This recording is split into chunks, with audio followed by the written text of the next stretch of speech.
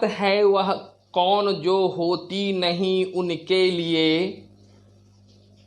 वे नमूना आप बन जाते हैं औरों के लिए।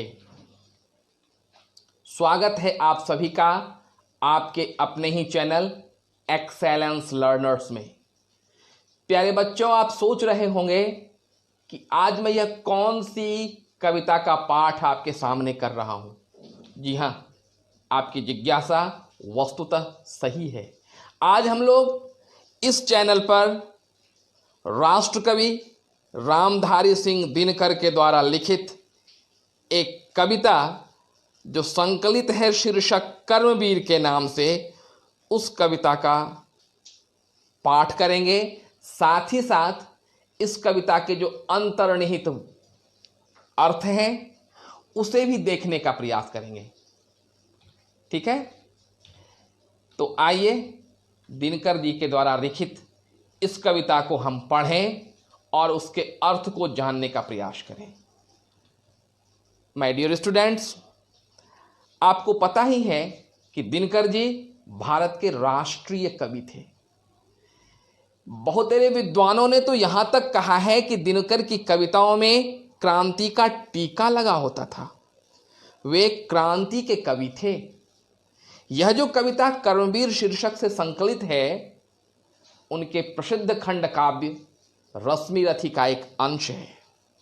इस कविता के हर एक पद, हर एक शब्द में अपने कर्तव्य पथ पर लगे रहने की प्रेरणा दी है कवि ने।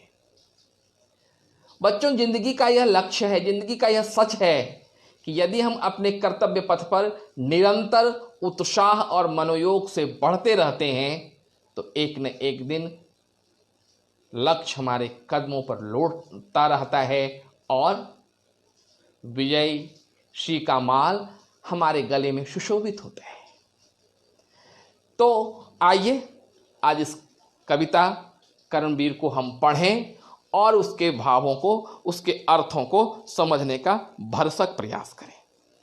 यह कविता मैं आप लोगों के सामने पढ़ूं, इसका अर्थ मैं आपको सामने उद्घाटित करूं, इसके पूर्व अन्य दिनों के तरह आज फिर मैं एक बार आपसे रिक्वेस्ट करूंगा, मेरी गुजारिश होगी, मेरी प्रार्थना होगी कि जिन लोगों ने अब तक मेरे इस चैनल को सब्सक्राइब नहीं किया है वे अभी का भी मेरे इस चैनल को सब्सक्राइब करें। जो मेरे इस चैनल पर नए हैं उनसे तो विशेष मेरी रिक्वेस्ट होगी कि अभी इस चैनल को सब्सक्राइब कर लें और सब्सक्राइब करने वक्त बेल आइकन को प्रेस करने के लिए बिल्कुल ना भूलें, क्योंकि इस चैनल पर हर एक दिन मैं आपके पाठ्य सामग्री को अपडेट करता ही करता हूं। तो जब भी मैं यहां से कोई भी स्टडी मटेरियल्स अपलोड करूं तत्क्षण उसकी जानकारी आपके पास पहुंचे। ठीक है, तो चलिए आप सब्सक्राइब कीजिए और मैं आपके सामने इस कविता की विवेचना करता हूं, व्याख्या करता हूं। ठीक है,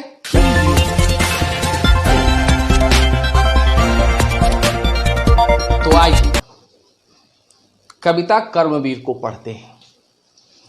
कर्मवीर का मतलब क्या होता है?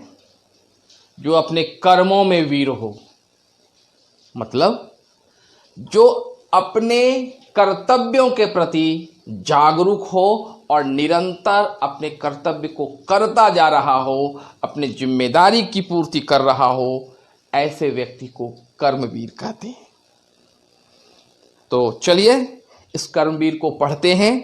इसका हर एक शब्द हमारे अंदर एक नई ऊर्जा, एक नए भावना को भर देने में सक्षम है। तो देखते हैं इनकी पंक्ति को। सच है विपत्ति जब आती है, कायर को ही दहलाती है। सुरमा नहीं विचलित होते, क्षण एक नहीं धीरज खोते।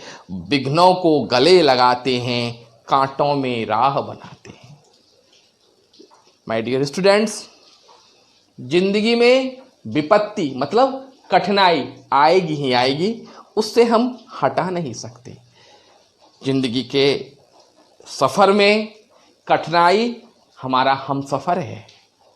इसलिए कवि कह रहे हैं कि जब विपत्ति आती है, जब कठिनाई आती है तो डर कौन जाते हैं? कायर, डरपोक, डरते हैं। सुरमा मतलब साहसी, साहसी विचलित नहीं होते, मतलब डरते नहीं, अपना धीरज नहीं खोते हैं, विघ्नों को गले लगाते हैं। वे विघ्नों को, कठिनाइयों को गले लगाते हैं, मतलब उसे अपनाते हैं और फिर कांटों पर राह बनाते हैं और उन्हीं कठिनाइयों को के ऊपर उन कठिनाइयों को पराजित करते हुए उसके ऊपर राह बनाते हैं। और क्या उनकी विशेषता होती है? मुँह से न कभी उफ कहते हैं, संकट का चरण न गहते हैं, जो आ पड़ता सब सहते हैं, उद्योग निरत नित रहते हैं। और क्या विशेषता है कर्मवीर की? मुँह से न कभी उफ कहते हैं। उफ कहना मतलब जब हम ज़्यादा परेशान हो जाते हैं, हताश हो जाते हैं, तो एक आह सी निकलती है हमारे मुंह से। कभी कह रहे हैं जो कर्मवीर होते हैं ना, वे कभी भी औरों को अपनी परेशानी बताते नहीं, वे उफ नहीं कहते।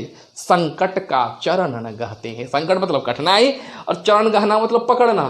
संकट के समय कभी वे अपने आप को समर्पित नहीं करते, कभी उसके सामने हार नहीं मानते हैं। तो क्या करते हैं? उद्योग निरत नित करते हैं, हमेशा प्रयास उनका जारी रहता है।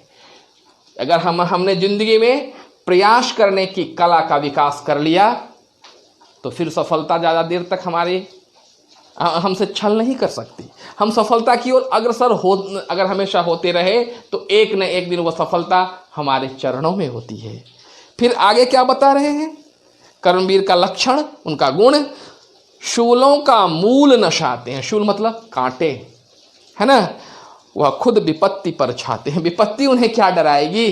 कभी कहते हैं वह उन्हें देखकर विपत्तियां खुद भाग खड़ी हो जाती हैं, क्योंकि जो शूल होता है ना, जो कांटे होते हैं ना, उसका वे जड़ से उन्मूलन कर देते हैं, जड़ से नाश करते हैं। आगे है कौन विघ्न ऐसा जग में, टिक सके आदमी के मग में, खम ठोक ठेलता है जब नर, पर्वत के जाते पांव उखड़। बहुत ही बेहतरीन पंक्ति, अंदर में विश्वास का दीपक जला देने के लिए काफी है। यह क्या बोल रहे हैं? है कौन विघ्न ऐसा जग में, टिक सके आदमी के मग में। मग मतलब रास्ता। आदमी के रास्ते में ऐसी कोई समस्या है ही नहीं जो खड़ी रह सके, क्योंकि जब हम प्रयास अपने मन से करते हैं समस्याएं दूम दमाकर भाग खड़ी होती है। तो क्या कहते हैं?